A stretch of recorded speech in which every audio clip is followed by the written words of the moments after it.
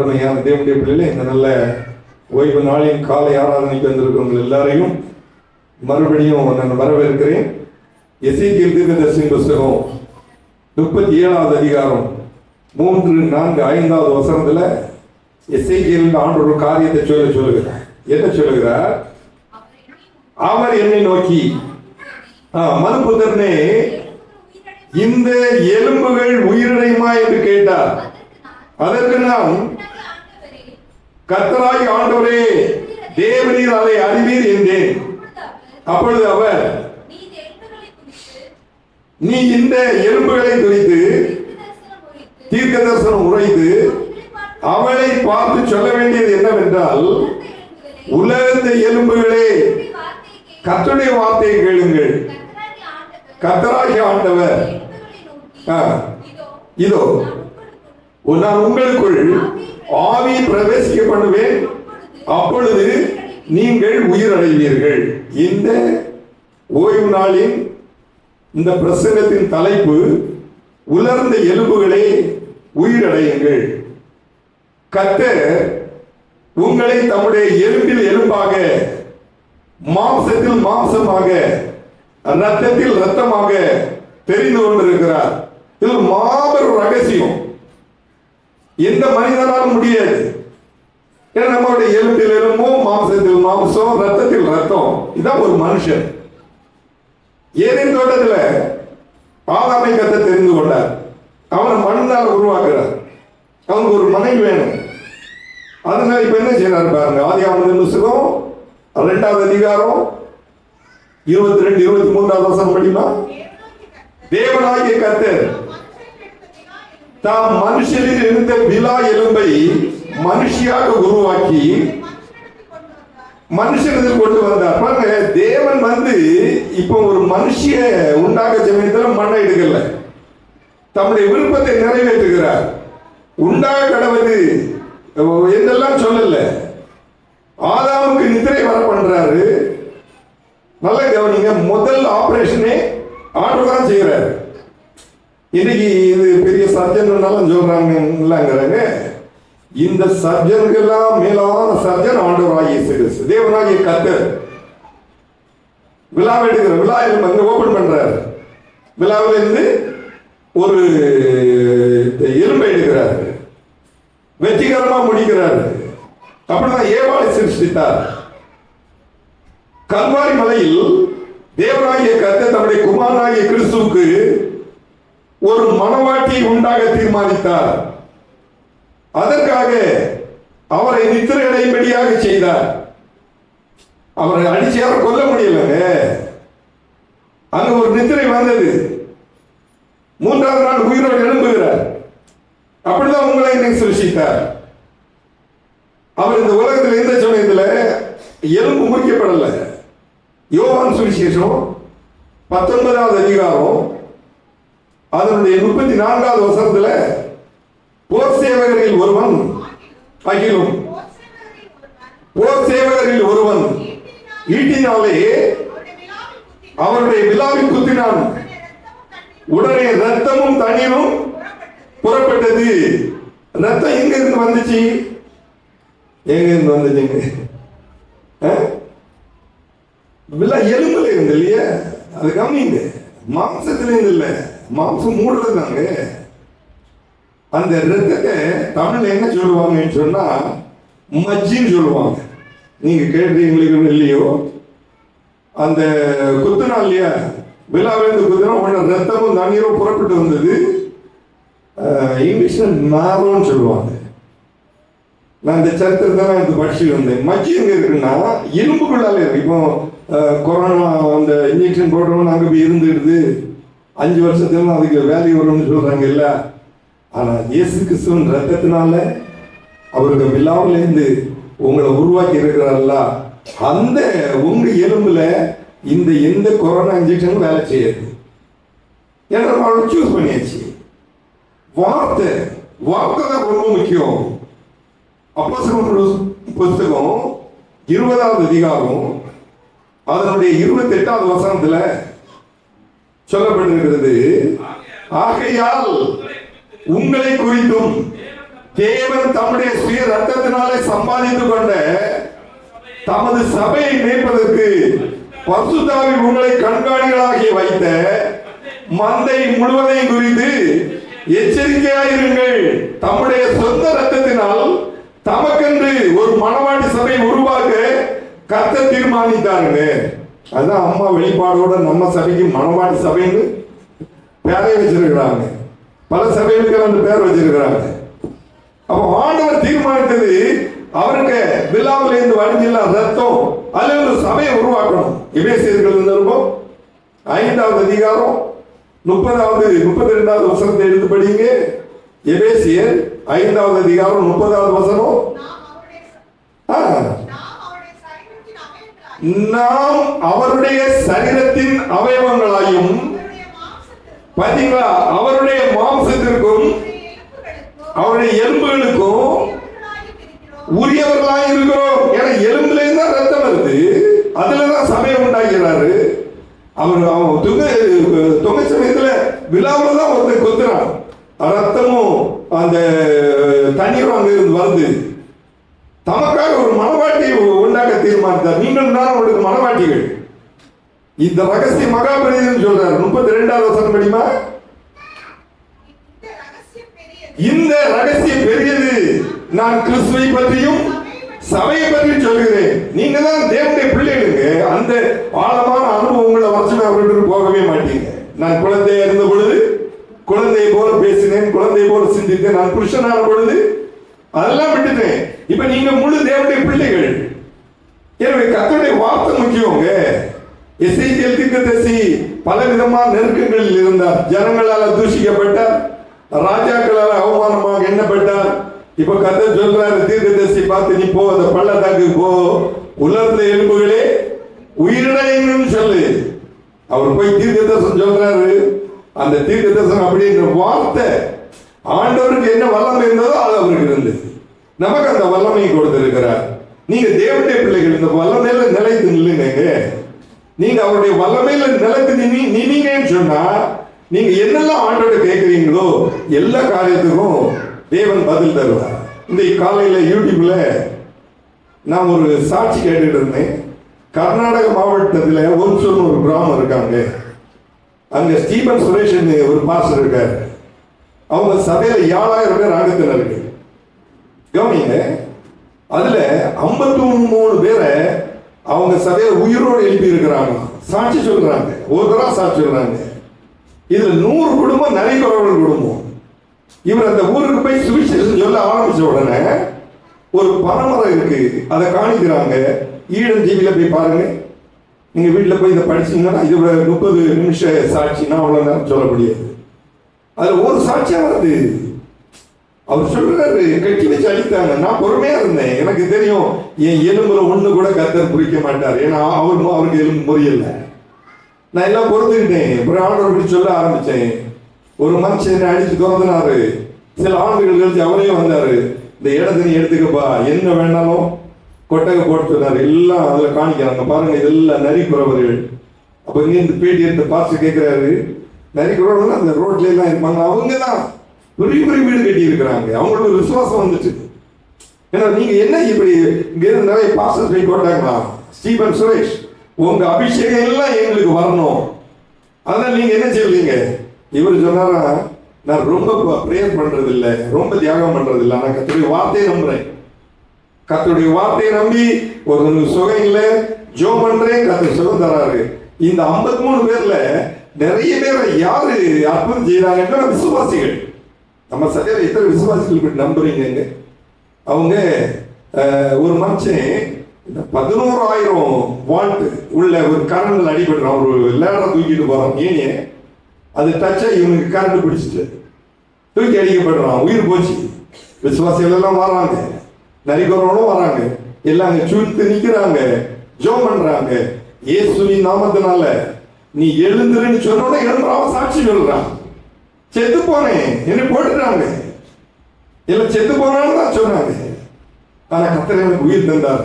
வார்த்தை நீங்களும் கர்த்தருடைய வார்த்தை நம்புங்க. வார்த்தை தான் தேவன், தேவன் தான் வார்த்தை. எசேக்கியேல் சொன்னார், இந்த உலர்ந்த எலும்புகளே உயிரிடங்களில் போய் செல்லு. அப்படியே சொன்னா எல்லாருக்கும் ஜீவன் வந்து, நீங்க எதிலெல்லாம் சோர்ந்து போயிருக்கிறீங்களோ, எதிலெல்லாம் வேதனையோடு இருக்கிறீங்களோ, எதிலெல்லாம் பாரத்தோடு இருக்கு, பேசுங்க. இந்த 11,000 வாட்ஸ் 1000 2000 வாட்ஸ் இல்லைங்க, 11,000 வாட்ஸ் பிடிச்சுன்னா தப்ப முடியுமாங்க? சின்ன வீட்டிலேயே சில உயர்பட்டே எத்தனை பேர் மறித்து போயிருக்கிறாங்க. இந்த ஆள் சாட்சி சொல்றாரு, மனைவியோட வந்து சாட்சி சொல்றாரு.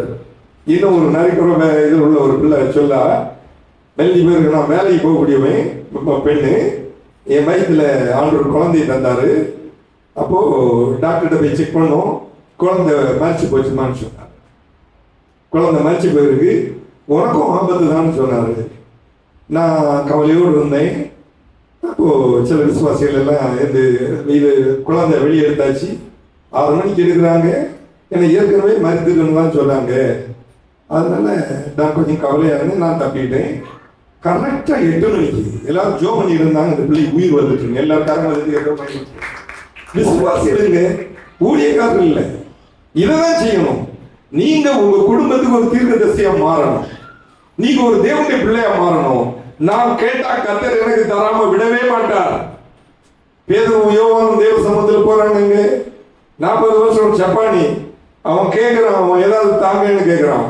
இவங்க சொல்றாங்க, நீ கேட்கறது போல வெள்ளியும் பொருளும் எங்களிடத்துல இல்ல, நாங்க எங்கள்கிட்ட இருக்க உனக்கு தாரோம். வார்த்தை சொல்றாங்க பாருங்க, இயேசுவின் நாமத்தினால எழுந்து நட, உங்களுக்கும் செய்வாரு. ஏன் செய்ய மாட்டாரு? தீர்க்கதரிசிகிட்ட சொன்னார், வெறும் எலும்பு கூட்டம். ஏதோ ஒரு யுத்தத்துல அவங்க எல்லாம் மனிதவங்க. பள்ளத்தாக்குல அங்க 7 பள்ளத்தாக்குலயும் பழைய பாடுறதுல ஒரு யுத்தம் வந்துல்ல, இதை போல இந்த பள்ளத்தாக்குலயும் இருந்து கர்த்தர் பார்த்தாரு, நீ போய் சொல்லுன்னு சொன்னாரு. மீச்சோட காரியத்தை வீட்டுல போய் வாசி பாருங்க, ஒரு ப்ராபசியா சொன்னாரு. அதுக்கு ஜலம் வரட்டுன்னு சொன்னாரு, ஜலம் வந்து. நரம்பு வரட்டுன்னு சொன்னாரு, நரம்பு வந்து. உயிர் வரட்டுன்னு சொன்னாரு, ஒரு காற்று வந்து. எல்லாருக்கும் உயிர் வந்து. அதே தேவன் தான் நம்முடைய தேவன். எல்லாருக்கும் விசுவாசிகளுக்கு ஒரு வல்லமையை தந்திருக்கிறார். நீங்களும் பயன்படுத்தணும். நீங்க பயன்படுத்துறீங்கன்னு சொன்னா கர்த்தர் உங்க வார்த்தையின்படி என்னெல்லாம் கேட்கிறீங்களோ எல்லா காரியத்துக்கும் பதில் தருவார். இன்னும் 2 காரியத்தை சொல்லி நான் முடிச்சுறேன். ரட்சிக்கப்பட்ட ஜனங்கள் யார்?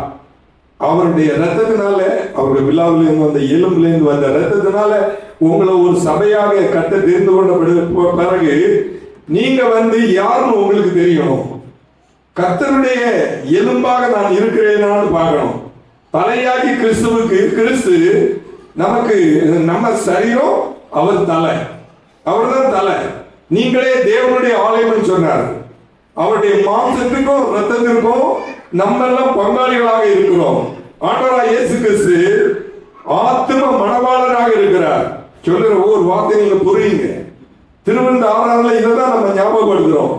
அவர் அடிக்கப்பட்ட சரீரத்தையும் சிந்தப்பட்ட ரத்தத்தையும் நம்ம நினைவு கூறுகிறோம். நீங்கள் அவருடைய எலும்பாக இருக்கிறபடியால் அந்த எலும்புல ஒண்ணுமே முடிக்கப்படக்கூடாது. வேத வசனத்தின்படி இயேசு கிறிஸ்து மாம்சம் சவுக்கனால் அடிபட்டு அவருக்கு அந்த சங்கீதம் 22ல உழுத நிலம் போல சரீரத்தை ஆக்கிட்டாங்க. தலையில் முள்முடி, தாங்க முடியாத வேதனை, கைகள்ல ஆணி, கால்கள் ஆணி. ஆனால் பாருங்க, அவருக்கு எலும்புல ஒண்ணு முறிக்கப்படல. ஆணி அடிக்கும் போது எலும்புல தானே அடிச்சு நடத்துறான். சடையெல்லாம் பிச்சுட்டு வந்துடும் இல்லையா? நீளமா ஆணியை எலும்புல அடிச்சு நிக்கிறான். பைபிள் சொல்லு, ஒரு எலும்பு முறிக்கப்படல. தேவனுடைய வார்த்தையின்படி பழைய ஏற்பாட்டின் காலத்துல பஸ்கால அடிச்சு கொண்டு வருவாங்க. அதுல எலும்பு முறிக்கப்படக்கூடாது. 2 வசனம் சொல்றேன். யாத்திராகமத்தின் புஸ்தகம் 12வது அதிகாரம் 46வது வசனம் படிங்க. யாத்திராகமம் 12வது அதிகாரம் 46வது வசனம். ஒவ்வொரு வீட்டிற்குள்ளும் புசிக்க வேண்டும். அந்த மாம்சத்தில் கொஞ்சம் ஆகியாலும் வீட்டிலிருந்து வெளியே கொண்டு போக கூடாது. அதில் ஒரு எலும்பையும் முறிக்கப்படக்கூடாது. நீங்க தேவனுடைய பிள்ளைகளாக உங்க எலும்பு ஒண்ணு முறிக்கப்படாது. தேவனுக்கு சித்தம் இல்லைங்க. கர்த்தர் ரொம்ப நல்ல ஒரு வசனத்தை நம்புறவர்கள் கைவிட மாட்டார். நான் கூட 18வது வருஷம் எனக்கு வீட்டுல கீழே வந்து எனக்கு முட்டில் உள்ள எலும்பெல்லாம் வெளியே வந்துச்சு.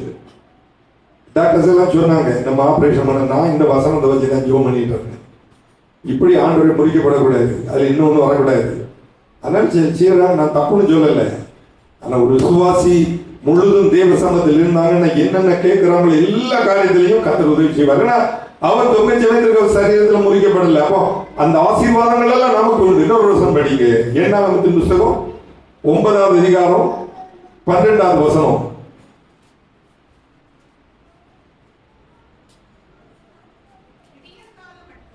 விடிய காலம் மட்டும் அதில் ஒன்று மீதியாக வைக்காமலும் அதில் ஒரு எலும்பையும் முறிக்காமலும் பஸ்காவுடைய சகல முறையின்படியும் அதை ஆசரிக்க கடவீர்கள். அருமையான தேவனுடைய பிள்ளைகள், இது இன்னும் மாம்ச பிரகாரம் ஒரு அர்த்தம் உண்டு. நீங்கள் எந்த விதத்திலும் மனம் உடைந்து போகக்கூடாது, சோர்ந்து போகக்கூடாது, அதையும் அடைந்து விடக்கூடாது. நீங்க யாராவது அப்படி சோர்ந்து இருக்கிறீங்களா? இந்த வசனத்தை எழுங்க. எப்படி பஸ்கா ஆட்டுக்குட்டிக்கு எலும்பு முறிக்கப்படக்கூடாதோ அப்படியே உங்களுக்கு எந்த சோர்வு வரக்கூடாது கர்த்தர் விரும்புகிறார். ரட்சிக்கப்பட்ட ஜனங்களுக்கு அடையாளம்.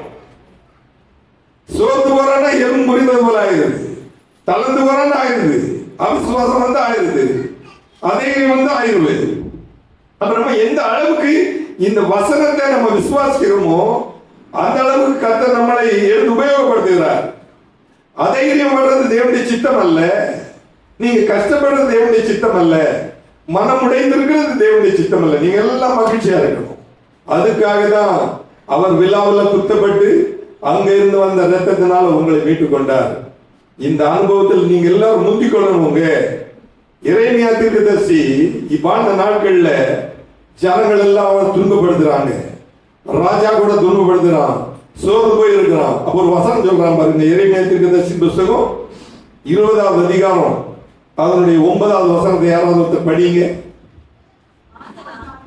ஆதலால் நான் அவரை பிரஸ்தாபம் பண்ணாமலும் இனி கர்த்தருடைய நாமத்திலே பேசாமலும் இருப்பேன் என்றேன். அதாவது சோர்வு வர சமயத்தில் சிலெல்லாம் ஜோம் பண்றது கிடையாது, வேதம் படிக்கிறது கிடையாது, எனக்கு ஆண்டு சம்பந்தம் கிடையாது. நான் சொன்னேன்ல, ஆவிக்குரிய ஜீவியத்தில் முன்னால் வந்து ஒரு பையன் போட்டெல்லாம் போட்டு இன்னைக்கு ஆண்டோட தெரியாத ஒரு வழியில போயிட்டான். ஆசீர்வாதங்கள் எல்லாம் போயிடுச்சு. தங்களுடைய தவறை இன்னைக்கு யாரும் கவனிக்கவே மாட்டாங்க. நான் எதுல ஜெபம் பண்ணல, எதுல வேதம் படிக்கல, எதுல ஆண்டவர் நம்பல, அவருடைய வசனத்துடன் நடக்கலன்னு தத்தை உயிர்த்து பார்த்துட்டான்னு சொன்னா பாரப்பட மாட்டான். இங்க இவருக்கு ஒரு நெருக்கம் வந்த பொழுது கர்த்தருடைய நாமத்தில் நான் பேசாமல் இருப்பேன் என்றேன், ஆனாலும் அவருடைய வார்த்தை என் எலும்புகளில் அடைபட்டு எரிகிற அக்கினியை போல் என் இருதயத்தில் இருந்தது. இந்த உங்களுக்கு நம்பிக்கை விசுவாசம் எல்லாம் மாற்றத்திற்கு வரது கிடையாது, எலும்புல இருந்தது. சொல்றாரு பாருங்க, என் எலும்புகளில் அடைபட்டு எரிகிற அக்கினி போல இருந்தது. அதான் சிலருக்கெல்லாம் சில பிரச்சனை வந்து சொல்லுவாங்க, என்னைய வெட்டி கொன்னா கூட நான் ஆண்டவரோடு போக மாட்டேன். எத்தனை பேர் அப்படி சாட்சி சொல்றாங்க தெரியுமா? ஆண்டவர் அறியாத பின்னணியத்தில் வருவாங்க, என்ன வந்தாலும் நான் போக மாட்டேன். அரபு கண்ட்ரியில பல ஆண்டுகளுக்கு முன்னால 13 வயசு ஒரு பிள்ளை ரட்சிக்கப்பட்டார். அந்த பிள்ளைய ஒரு வீட்டுக்கு போவா அடிக்கடி, அவள் சிநேகிதி கூட ஸ்கூலுக்கு எல்லாம் போவா. இவ ஜீசஸ் பற்றி சொல்லி சொல்லி இவ பைபிளை ரொம்ப படிப்பா. ஒரு நாள் அந்த தகப்பனுக்கு பிடிக்கல, மிலிட்ரிஸ் எல்லாம் வந்தாங்க, அவனை பிடிச்சிட்டாங்க. பிடிச்சிக்கிட்டு இவன் அந்த பைபிளை விட மாட்டான். ஸ்கூலுக்கு போனாலும் பைபிளை கொண்டு போவோம். 13 வயசு பிள்ளைங்க. எங்கள் ஒருவேளை நீங்க பார்த்துருப்பீங்க, இந்த சாட்சியெல்லாம் கேட்டுப்பீங்க. கேளுங்க, நம்ம எல்லாம் ஒரு சின்ன நெருக்கம் வந்துட்டா ஆண்டவர்கிட்ட ஓடிடும், குறைப்படுத்தும். இந்த பிள்ளை அப்படி இல்லை. அதனால தாயும் தகப்பனும் இந்த மிலிட்ரிஸர் கொடுத்துட்டாங்க, உங்களுக்கு என்ன சொல்லணுமோ சொல்லுங்க. எப்படியாவது அவளை பைபிள் படிக்காம மாற்றணும் அப்படின்னு சொல்லி கொடுத்துட்டாங்க. இந்த பிள்ளை அழகான பிள்ளை. முன்னால போனீங்க, இந்த போலீஸ் ஆஃபீஸர் பண்ணான், மிலிட்ரி ஆஃபீஸர் வந்தான். வந்து கேட்டால் நாங்கள் ஒன்றும் கொல்ல போகிறோமான்னு சொன்னோம். ஒன்று அடிக்கிறோம், சவுக்கு எடுத்து அடி கொடுத்தோம். நீ மறுதலி, பைபிளை மறுதலின்னு சொல்லணும். நான் மறுதலிக்க மாட்டேன், பைபிளோடு நிற்கிற கீழே போட்டு சொல்லுங்க, கீழே போட மாட்டேன் அப்படின்னு. இப்போ நாங்கள் ஒன்று ஷூட் பண்ணி கொல்ல போகிறோம், பரவாயில்லன்னு சொன்னாங்க. நல்ல கடைசியில் அடி அடிச்சு பிளட் எல்லாம் இது நம்மளோட தாய் தகவல் என்ன எதுன்னு அவங்க கொடுத்துட்டாங்க, கொல்லுங்க பரவாயில்ல. கடைசியில் இந்த பிள்ளைக்கு முன்னால பைபிளை கிழிச்சான், பைபிளை தூக்குனான், தூக்கி அங்கே போட்டுட்டான். இந்த பிள்ளை ஓடியே போய் அந்த பைபிளை துப்பி வச்சிருந்தாங்க எல்லாம் தனக்கு முகத்தினாலேயே தொடச்சா, தன்னுடைய மார்னாலே தொடச்சி கட்டியா பிடிச்சுக்கிட்டா. ஷூட் பண்ணி கொண்டுட்டாங்க. அந்த போலீஸ் ஆபீசர் ராத்திரி வளர்க்காங்களே, இதுல என்ன இருக்கு? ஏன் இந்த பொண்ணு இப்படி பண்ணுனா? நம்ம என்னெல்லாம் கொடுத்து பார்த்தோம், விடலையே. ஏன்னா எலும்புக்குள்ள இருந்தவளுக்கு ஒரு விசுவாசம் இருந்துச்சு. அந்த நிறைய பேர் ரட்சிக்கப்பட்டாங்க. அருமையான தேவனுடைய பிள்ளைகளே, இன்றைக்கு நல்ல ஒரு வசனத்தை நீங்க கேட்டிருக்கீங்க. உள்ள இருந்த எலும்புகளே உயிரிழைங்கள். ஆண்டவருக்காக எப்படி நிக்கிறீங்க? ஆண்டவருக்காக என்ன தியாகம் பண்ணி இருக்கிறீங்க? நீங்க கேட்ட ரட்சிப்பில் நிக்கணுங்க. தேவனுக்கு பிரியமான காரியங்களை செய்யணும். அதனாலதான் எசேக்கியேல் 37 சொல்றாரு, எலும்புகள்ல போய் பேசலாம். எலும்புகள் எல்லாம் உயிரிழந்தது. இன்றைக்கு நீங்க கூட முறிந்த ஒரு சூழ்நிலைமையில் வந்திருந்தீங்கன்னு சொன்னா, முறிந்த ஆவியோடும் பலவிதமான சோர்வுகளோடும் துக்கங்களோடும் நின்று கொண்டிருந்தால், கர்த்தர் உங்கள் எலும்புகளில் தம்முடைய அக்கினி அபிஷேகத்தை ஊற்ற சித்தம் உள்ளவராக இருக்கிறார். நீங்க எடுக்கணும். அதுல ஒரு ஆவல் வேணும். அப்போ நீங்களும் உயிரிழவீங்க. ஏசாயா தீர்க்கதரிசி புத்தகம் 40வது அதிகாரம் 29வது வசனத்துல ஏசாயா சொல்லுகிறார், சோர்ந்து போகிறவனுக்கு அவர் பலன் கொடுத்து சத்துவம் இல்லாதவனுக்கு சத்துவத்தை பெருக பண்ணுகிறார். இன்னைக்கு உங்களுடைய எல்லா மரண சோர்வுகளிலிருந்து தூக்கி எடுத்து உற்சாகத்தின் ஆவியினால் அனுப்புறோம். நமக்கு ஒரு உற்சாகம் வேணுங்க. பிபிஎஸ்னா உற்சாகம் வேணுங்க. எல்லாரும் இன்னைக்கு தீர்மானம் பண்ணுங்க, ஏதாவது ஒரு ஊழியம் செய்யுங்க. ஆண்டவருக்காக ஏதாவது ஒரு தியாகம் பண்ணுங்க. 39வது சங்கீதம் 2-3வது வசனத்துல ராஜாவாகிய தாவீது சொல்லுகிறார். 39வது சங்கீதம் 2-3வது வசனத்தை எடுத்து படிச்சு பாருங்க. நான் மௌனமாகி ஊமையனாய் இருந்தேன், நலமானதை பேசாமல் அமர்ந்திருந்தேன், ஆனாலும் என் துக்கம் அதிகரித்தது. அடுத்த வசனம், என் இருதயம் எனக்குள் அனல் கொண்டது, நான் தியானிக்கையில் அக்கினி மூண்டது. அப்பொழுது என் நாவினால் விண்ணப்பம் செய்கிறேன். ஒரு பெரிய தீர்க்கதரிசி, தேவனுடைய ஒரு பெரிய ராஜா, இவங்க எல்லாம் ஆண்டவருக்காக நின்றுக்கிறாங்க. சில காரியங்கள்ல நலமானதை பேசல அமர்ந்திருந்தாங்க, ஜெபம் பண்ணிட்டே இருந்தாங்க. ஏன்னா அவங்க எலும்பெல்லாம் முறிந்து போகலைங்க. எலும்புல ஒரு வைராக்கி இருந்தது. அதெல்லாம் வைராக்கி வரணும். ஒரு தேவனுடைய பிள்ளைகிட்ட அதான் கர்த்தர் எதிர்பார்க்கிறார். பெரிய ஒரு தீர்க்கதரிசி எலியா ஏசபேல் ராணிக்கு ஒரு பெரிய சவால் விடுறா. இவனை கொல்லாம விடவே மாட்டா. இவனுக்கு ஒரு சோர்வு வந்து 1 ராஜாக்களின் புஸ்தகம் 19வது அதிகாரம் 4வது வசனம் படிங்க. இவனுக்கு ஒரு மன சோர்வு வந்த உடனே 4வது வசனம், அவன் மனாந்தரத்தில் ஒரு நாள் பிரயாணம் போய் ஒரு சூறை செடியின் கீழ் உட்கார்ந்து நான் சாக வேண்டும் என்று சொல்லி, போது கர்த்தாவே, என் ஆத்துமாவை எடுத்துக்கொள்ளும், நான் என் பிதாக்களை பார்க்கலும் நல்லவன் அல்ல என்று சொன்னான். பாருங்க, சோர்வு வரும் பொழுது சிலெல்லாம் பலகீனப்படுறாங்க. ஆனா கர்த்தர் விடுறது கிடையாது. நீங்க எல்லாம் எங்க உலர்ந்து போயிருக்கிறீங்களோ, எங்க வேதனையோடு இருக்கிறீங்களோ, எங்க நெருங்க கர்த்தர் வருவாருங்க. நீங்க மாத்திரம் உங்களை ஒப்பு கொடுத்தா, ஆண்டவரா இப்படி இருக்கணும், உங்களுக்கு ஒரு ஆசை இருக்கணும், உங்களுக்கு ஒரு வாஞ்சை இருக்கணும், நல்லதா இருப்பேன், செழிப்பா தான் இருப்பேன், நான் வசதி வாய்ப்போட தான் இருப்பேன். எனக்காக அவருக்கு எலும்புல இருந்து ரத்தத்தை கொடுத்து என்னை மீட்டு இருக்கிறார். அவருடைய ரத்தத்தினால கழுவப்பட்ட பிள்ளைகள் யாரும் கீழே போகிறது ஆண்டவர் விரும்புவதே கிடையாது. எல்லாருக்கும் ஒரு பெரிய ஆசீர்வாதத்தை வைத்திருக்கிறார். சோர்வு அடையும் போது எல்லா காரியத்திலும் நீதிமான்களாக மாற்றுவார். இன்னொரு வசனம் படிங்க, 34வது சங்கீதம் படிக்க கேட்டோம்ல, 20வது வசனம் படிங்க. சங்கீதம் 34:20, அவனுடைய எலும்புகளை எல்லாம் கர்த்தர் காப்பாற்றுகிறார், அவைகளில் ஒன்றும் முறிக்கப்படுவதில்லை. நான் 2-3 காரியம் இருக்காங்க, இதோடு முடிக்க ஆசைப்படுறேன். தேவ சமூகத்தில் நீங்க வந்திருக்கிறீங்க, ஒரு சின்ன பிரசங்கத்தை கேட்டு போறீங்க. உள்ள இருந்த எலும்புகளே உயிரிழைங்கள். யாராவது ஏதாவது மனவேதனையோடு இருந்தால், பாரத்தோடு இருந்தால், கவலையோடு இருந்தால், எல்லா ஆண்டு சம்பந்தத்தில் வைங்க. கர்த்தர் எல்லாருக்கும் ஒரு ஆசீர்வாதத்தை வைத்திருக்கிறார், எல்லா செழிப்பையும் வைத்திருக்கிறார், எல்லா நன்மையும் வைத்திருக்கிறார், எல்லா உயர்வையும் வைத்திருக்கிறார். நீங்களா இருக்க அருமையான தேவனுடைய பிள்ளைகளை கடைசியா ஒரு முறை கூட சொல்றேன். கண்டிப்பா நாளைக்கு பிபிஎஸ்ல எல்லாரும் வாருங்க. முடிந்ததை நாங்க இப்படி செய்வோம். இப்போ மழை எல்லாம் இருக்குன்னு சொல்றாங்க, மழை இருந்தா கூட வந்துருங்க. 9:30 மணிக்கு சரி ஆரம்பிக்கும். நல்ல பாடணும். முக்கியமாக டீச்சர்ஸ் வந்திருந்து நிறைய காரியம் நீங்கள் கற்றுக்கொள்ளணும். உங்கள்ட்ட ஒரு பிள்ளையை கொடுத்தா கூட நீங்கள் அதை ஆதாயப்படுத்தணும். உங்களுக்கு ஒரு கணக்கு இருக்குங்க, கர்த்தர் எழுதுவாருங்க. நீங்கள் நிச்சயம் உங்கள் கணக்கில் கிரெடிட் பண்ணுவார். அதை பெருகிட்டே வந்துட்டு வைங்க. நீங்கள் மாத்திரம் உங்கள் சந்ததிகள் கூட நல்லா இருக்கும். கஷ்டமும் பாரமும் இருக்கும் உங்களுக்கு வரவே செய்யாது. நீங்கள் ஆசீர்வாதமாக இருப்பீங்க. இவ்வளோ பிரசங்கம் உலக எலும்புகளே உயிரடையுங்கள். எல்லாருக்குள்ளால ஒரு புதிய ஜீவன் வரட்டும், ஒரு நம்பிக்கை வரட்டும், ஒரு விசுவாசம் வரட்டும். வார்த்தையை சொன்னா அங்க கிரியை செய்வது. நாம் கர்த்தருடைய வார்த்தையை சொல்லி அவர் நமக்கு வைத்திருக்கிற எல்லா ஆசீர்வாதனாலும் நிரப்பப்பட வேண்டும் என்று சொல்லி நான் என் வார்த்தை முடிக்கிறேன்.